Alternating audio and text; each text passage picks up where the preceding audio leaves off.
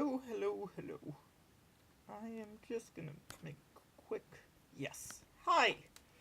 Welcome back to the Hamir Teaches Literature series. Don't really know. That's title pending, as they say. Today I wanted to talk about one of the things that makes Wordsworth so exciting to me, which is that he does not shy away from paradoxes. And I've just read this book by Frank Kermode called Shakespeare's Language. Frank Kermode is one of the greatest literary scholars of all time, basically. And he talked about how in Shakespeare's later work, you see characters not just finalizing their views of things and presenting you with very coherent, ornamented, cleverly phrased arguments, but hammering them out, trying to figure out an argument as they are making it. Closer to a stream of consciousness of sorts. And I feel like Wordsworth loves giving you not so much a stream of consciousness in the sense of random thoughts following one another, but constant modifying of ideas, starting to think through one thing and then realizing he needs to alternate with the opposite idea and do a back and forth and a bit of a tug of war. Anyway, I wanted to take a few key segments from Preface to Lyrical Ballads, probably the most important poetry manifesto of English literature. Yep, I'm going to go with the most important manifesto of poetry of all of English literature. Can't think of a better one. And part of what makes it so great is these paradoxes that are at the heart of the Wordsworthian experience. Wanting the French Revolution and its ideals, the Romantic French Revolution and its ideals of equality and kind of society made based on justice and common human emotion, common human values, the value of the human being as a human being, and seeing that at this point failing. In a year's time, Coleridge is going to write him a letter saying we should have something for all the people who are disappointed by the failure of the French Revolution, so it's almost assumed that it has failed by then. And so you really want something and you can tell that it's not necessarily going to work. Similarly, you want the writing of poetry to be closer to the language and the experience of real men, but you feel yourself above them. You know you are above them. You know in some intimate sense that you're headed towards the poet laureacy, that you're just one of the greatest poets that ever lived. I think Wordsworth at least had an inkling of this reality, which is it's hard to be just a common man speaking to common men when you are not only a poet, but a uniquely talented poet. So just seeing how he works through these paradoxes has been such a delight for me. And I think it starts from the title of the collection, Lyrical Ballads. I don't believe anything else has been titled a lyrical ballad in the canon, partly because lyrical ballads are something of an oxymoron. Lyrical is, in a sense, much closer to what we identify with the Romantic poet, with Wordsworth's mode of just internal introspection and just inward reflection and the mind, etc. And ballads are much closer to Rime of the Ancient Mariner, our idea of, like, an almost gothic, folksy tale that, you would tell around a fireplace, kind of primordial setting, It comes from, like, the idea of it comes from the French, almost like a troubadour style of song, where you would kind of be a nomadic, itinerant poet, just kind of giving the greatest hits. Or alternatively, a newspaper story would be a particularly sensational one, might be rendered in a ballad form. And so to have these folksy communal forms combined with the introspective, with, oh, let me explore the mind, the greatest poet of Wordsworth's life, The Prelude, a poem on the progress of the poet's mind. It's the subtitle. So, even there, you see that tension between self and society, between introspection and a desire to be communal, between a kind of elevated form, the lyric, and a common form, the ballad. And this instantly sets us off on the very first paradox of a man speaking to men while being much, much better than them. And what I've done is, in italics, I've given you one side of the paradox, and then in bold, I've given you the other side so that it's visually easier to understand the contradictions.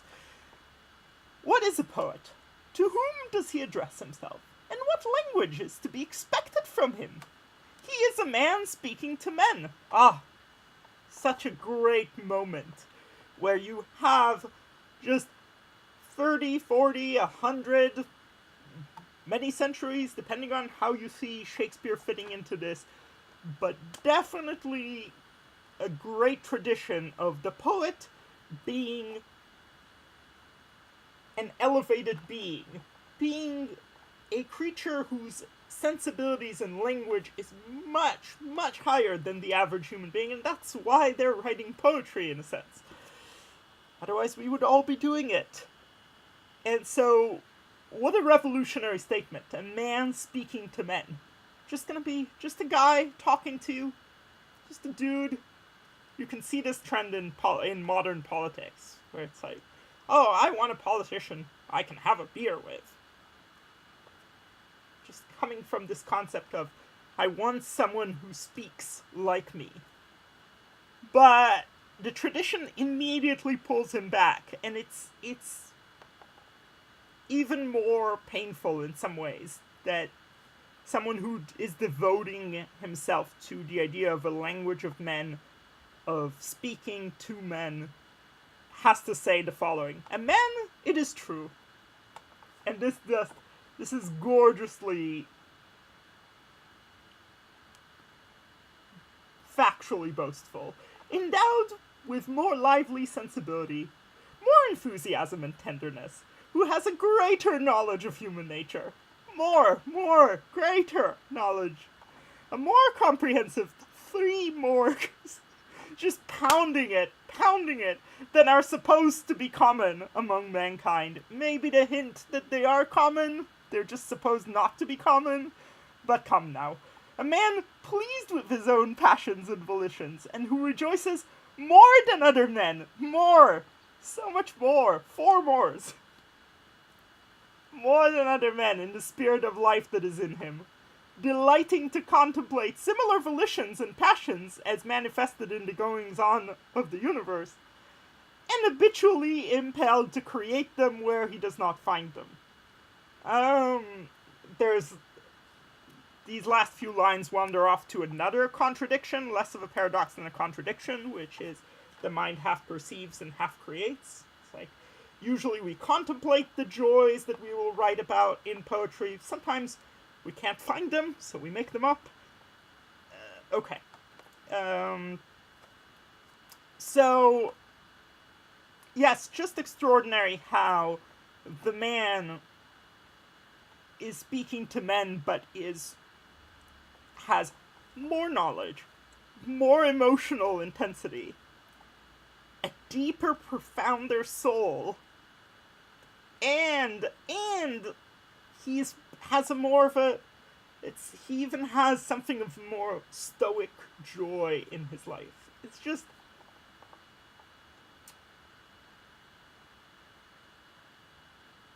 there's something almost excruciating about that transition, that how long he can stay with the idea of a man speaking to men versus how much more comfortable he is announcing himself as the superior individual, which, this might be unpopular, but I think history has proven that, at least as a poet, probably not as a human being, it's hard to prove that, but as a poet, he is superior. He has had a more comprehensive, more enthusiasm and tenderness. I love this. Among other things, you get to see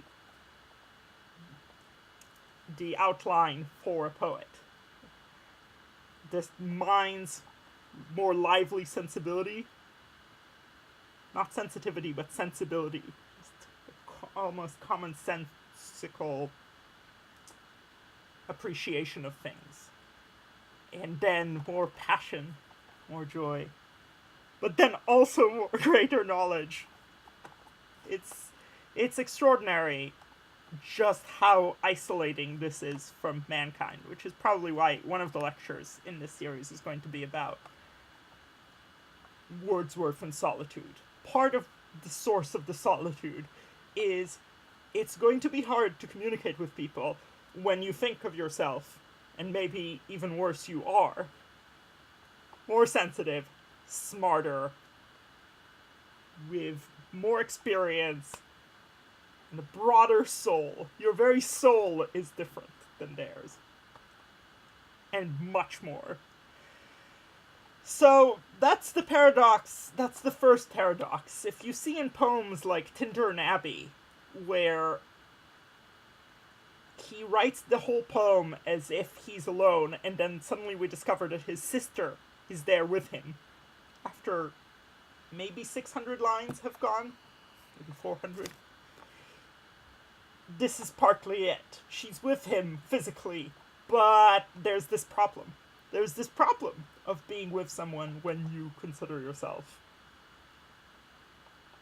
to be with a greater knowledge. Again, I feel that part of the problem is Wordsworth had some backing already at this point. His poetry was making waves.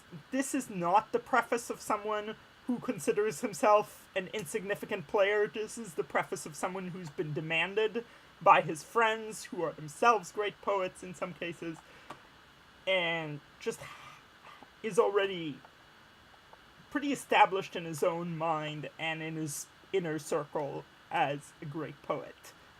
So there's something there that is really painful, but also beautiful and kind of reasonable for Wordsworth to say.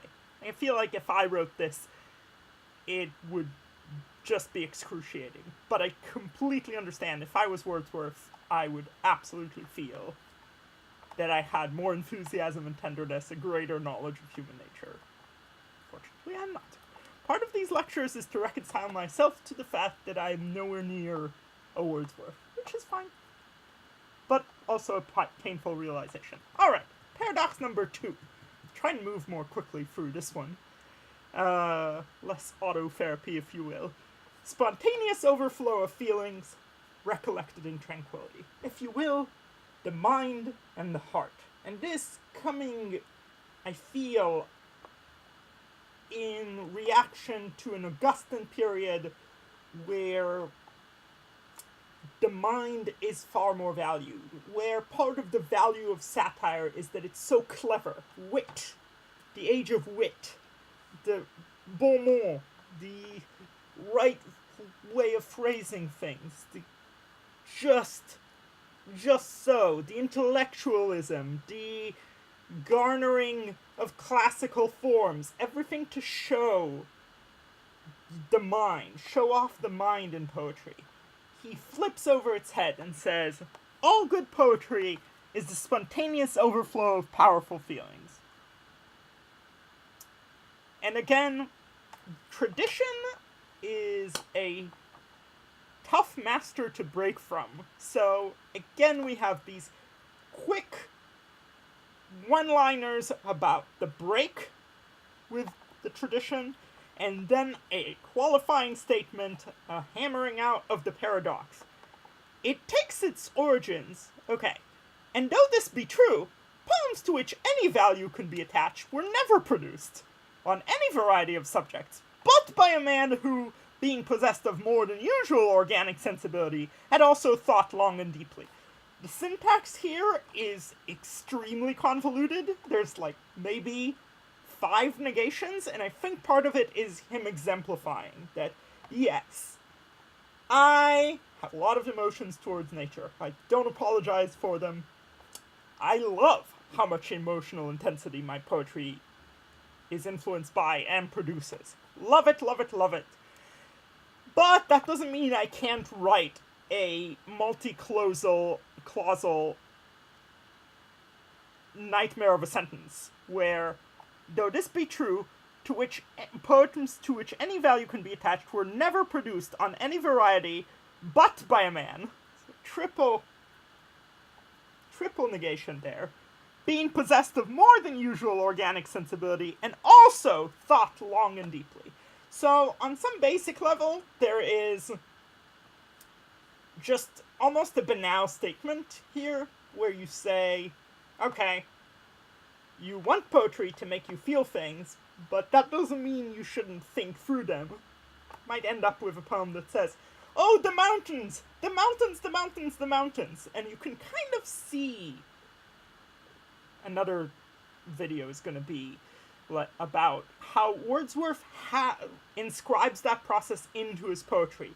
He will have regularly spontaneous overflow of feelings. I hear, indeed I hear these songs of joy, and it's just like, ooh, joy! And the next line will say, if this be but a vain belief, there'll be a recollected in tranquility, a qualifier, a moment of more attenuated, more thoughtful processing. So, on some level this is banal, but on another, it is a clash with a tradition that takes up most of the paragraph. And the second paragraph does this even more. The second paragraph, its paradoxes are so impressive to me, because look at the switching between... Okay, I have said that poetry is the spontaneous overflow of powerful feelings. It takes its origins, okay, so poetry is about feelings. Well, it takes its origins from those feelings recollected in tranquility. So it's about thinking through those feelings afterwards. But then the emotion is contemplated till, by a species of reaction, some reaction, the tranquility gradually disappears, and an emotion kindred to that which was before the subject of contemplation is gradually produced. So let's just enjoy this process of the mind, what the mind is supposed to do. First, have an exuberant experience. For me, it's a milkshake, but for you, it can be any number of other things that make you extremely happy. A walk alongside a lover to the sound of street artists and birds chirping. You experience an extraordinary emotional overflow. Fantastic. Keep that in your back pocket. Scribble that experience in, just raw emotions. Wait a while. There's an indication in Tintern Abbey that it's important to have waited the 5 years. We can't write about Tintern Abbey having been there the first time. Gotta wait 5 years. Go again, then have the exchange. Alright, that's cool. The emotions, when you're overwhelmed with emotions, like let's say you had a fight with someone, you sometimes want to cool down a little, realize that there's a more rational, more moderate approach, maybe make things less extreme. Cool. But then, where it gets really exciting is the tranquility disappears. The calmness, the emotion is contemplated till, by a species of reaction, the tranquility gradually disappears and an emotion kindred to that which was before the subject is gradually produced. So now, the very tranquility you needed is going to disappear, and a new emotion is going to emerge. And one almost imagines that that emotion will have to be recollected in tranquility. At that emotion, that we will end up in this eternal thesis, antithesis, emotion, thought. Recollected in tranquility, creating new emotion, new tranquility, new need for tranquility, and so forth. Okay. And amazingly, is gradually produced, and does itself actually exist in the mind. So that's part of the joy of Wordsworth, is so often half perceive and half create. You produce this emotion, but it's already existed. Does itself actually exist? In this mood, successful composition generally begins, and in a mood similar to this, it is carried on. But the emotion, of whatever kind and in whatever degree, from various causes is qualified. Again, you would expect this to be qualified by various thoughts and ideas and the mind, but it's qualified by various pleasures. It's so interesting. Again, it's like the new mode has this new emotional standing where it qualifies itself. The nature of a paradox is you can't ever fully grab hold of it. You can only kind of approach it sideways and front and center and try and kind of say, hello, hi paradox. And this is what I'm doing right now. So that in describing any passion whatsoever, which are voluntarily described, the mind will, which are voluntarily described is a very strange side note. I think partly a tribute to the Augustan tradition. Again, just adding another clause there, another modification, which are voluntarily described, the mind will, upon the whole, be in a state of enjoyment. Upon the whole, qualification upon qualification. It's these qualifications that make this such a strong poetic manifesto, and that really produce such a contradictory and, in a good sense, confused poetry. In a good sense. Alright. Third paradox, very strongly correlated to the first one, where we talked about how we wanted to be like, talk to real men, but we weren't a real man. We were an Übermensch of sorts. We were a superhuman of sorts. And this is a similar idea. No more of these slow, stultified, broken down, really unnecessary, poetic, rhetorical, heroic couplets with their really stringent rhyme scheme and meter, and no prose. No prose is a big objection that Wordsworth faces. There's no sense that you can actually speak like a human being. And what a wonderful thing it would be for the poet to speak like real men, wouldn't it?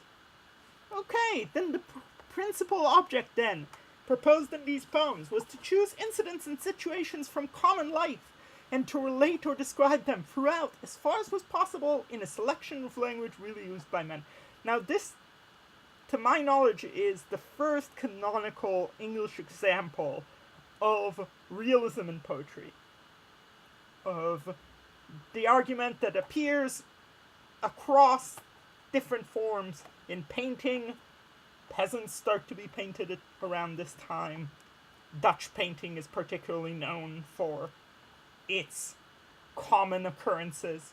We're no longer just drawing mythological creatures, goddesses, saints.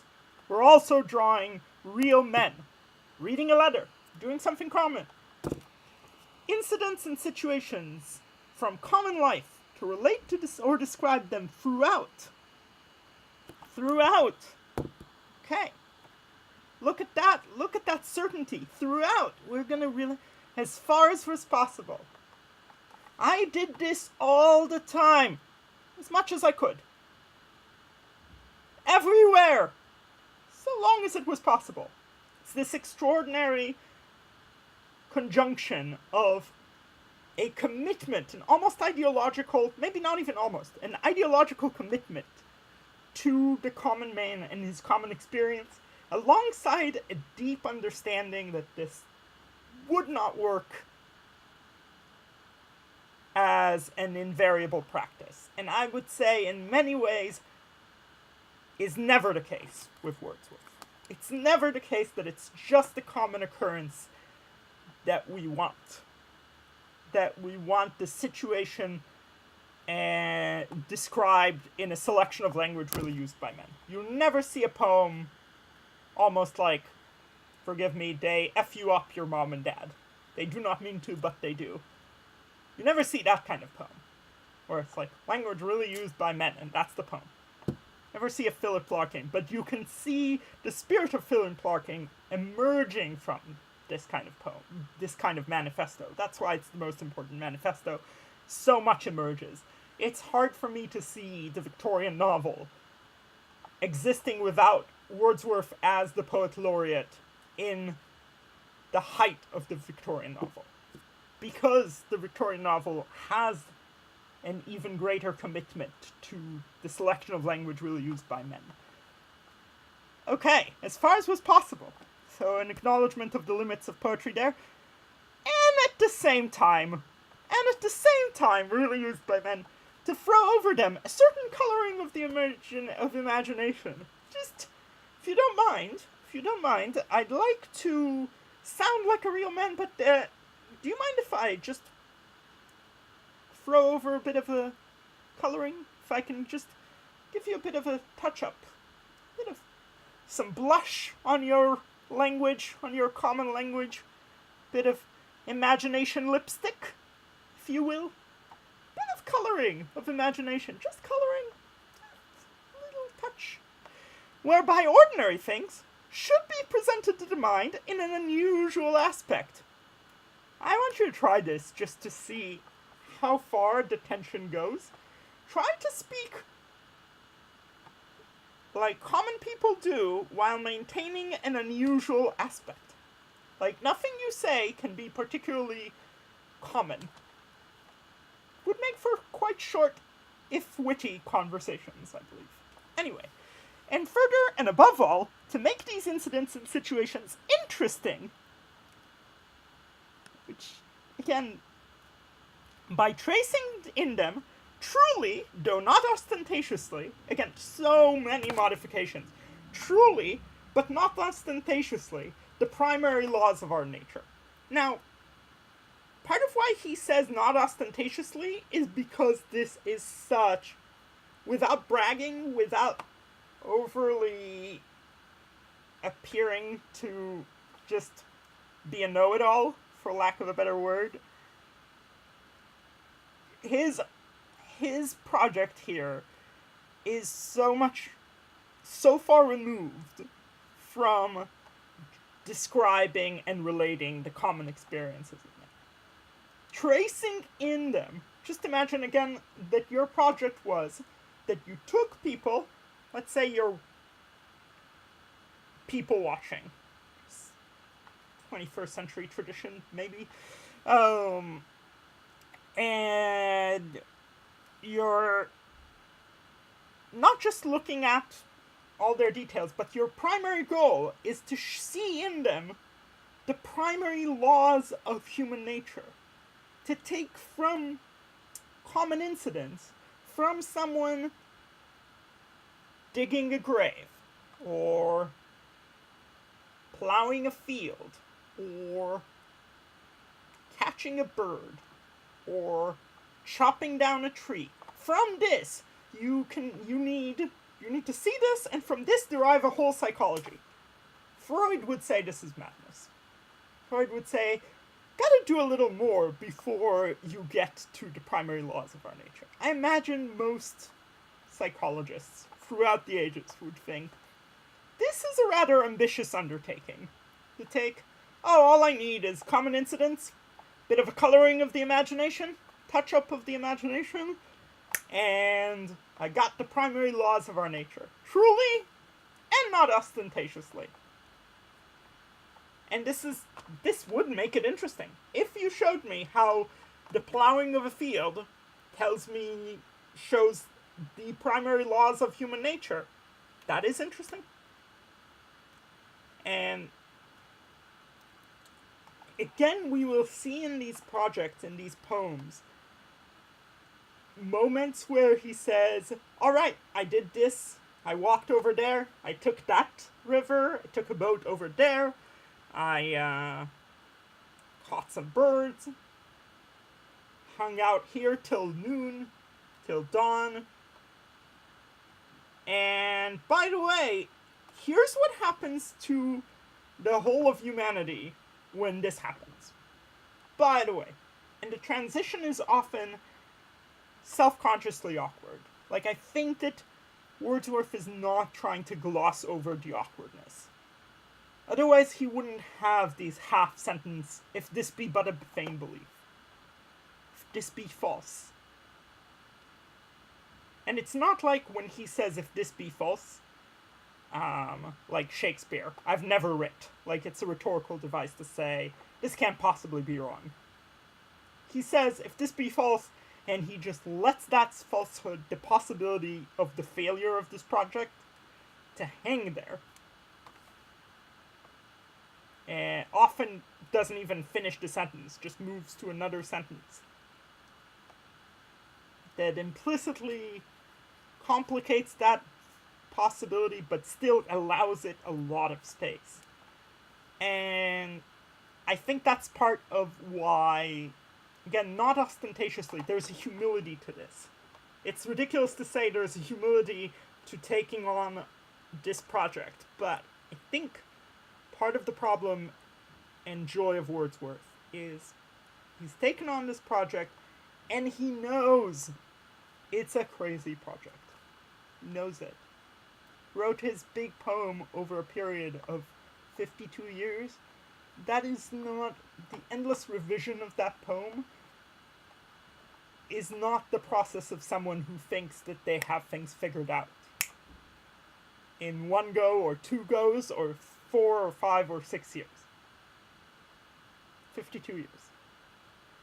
It's commitment to an impossible project, and a manifesto that really seeks to destabilize a tradition that it understands. It understands the value of. It understands that the language of the poet is not the language of regular men.